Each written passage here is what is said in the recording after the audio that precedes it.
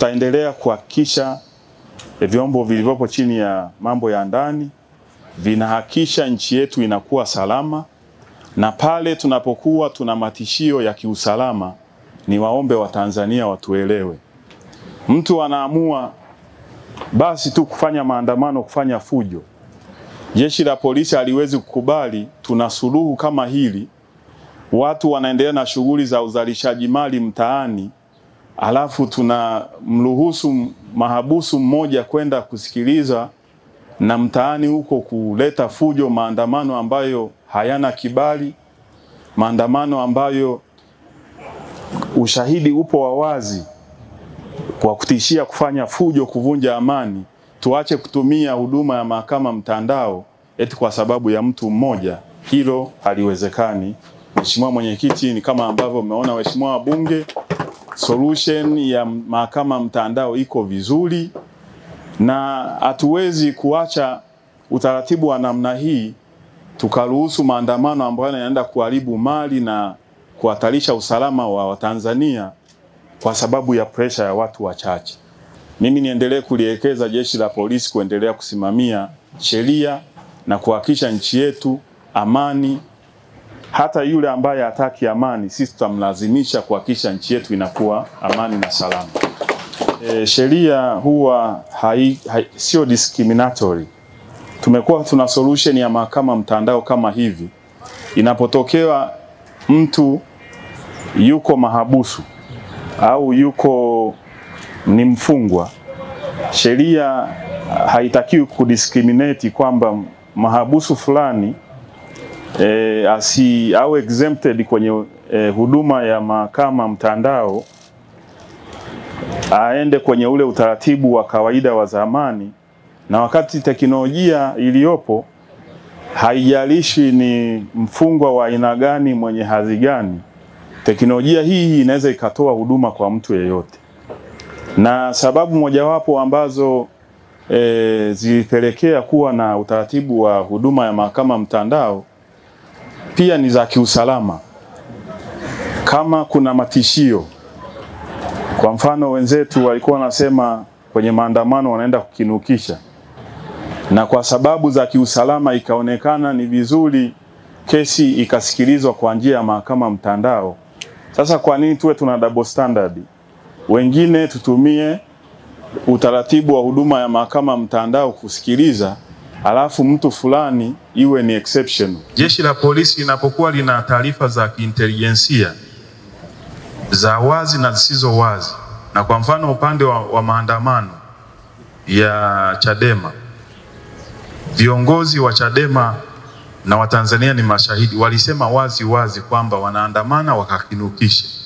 Sasa jeshi la polisi linapokuwa na taarifa kama hizo za kiusalama, likashirikiana na muhimili wa mahakama kutoa haki ile ile lakini kwa kutumia teknolojia, tunaposema hapana mtaani, huyu mlengwa kwa vile anaweza akapata haki yake kwa kutumia huduma ya mahakama mtandao, tukazuia fujo mtaani. Mimi naomba Watanzania watuelewe, kwa sababu tunafanya haya kwa manufaa ya nchi yetu, na ni sehemu ya jukumu la jeshi la polisi kuhakikisha wanachukua hatua za kiusalama kuhakikisha raia na mali zetu wa Tanzania zinaendelea kuwa salama. Lakini jambo la pili, niliona mmoja ya viongozi akisema anahitaji special treatment anapoenda kumwona mahabusu. Hiyo nayo sio sawa. Zipo taratibu upande wa jeshi la magereza. Ndugu, rafiki, jamaa anapotaka kwenda kumwona ama mahabusu ama mfungwa, zipo taratibu ambazo zinasimamiwa.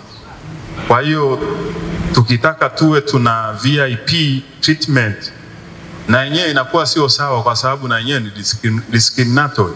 Jeshi la magereza upo utaratibu, mtu akienda kutaka kwenda kumwona mfungwa, taratibu ziko wazi, na mzisimamie ili sionekane kuna watu wenye hadhi fulani wanapendelewa na mnyonge labda anaonewa. Na ndio maana tukaweka taratibu ili kuhakikisha utaratibu unasimamiwa bila kujali status ya mtu yeyote.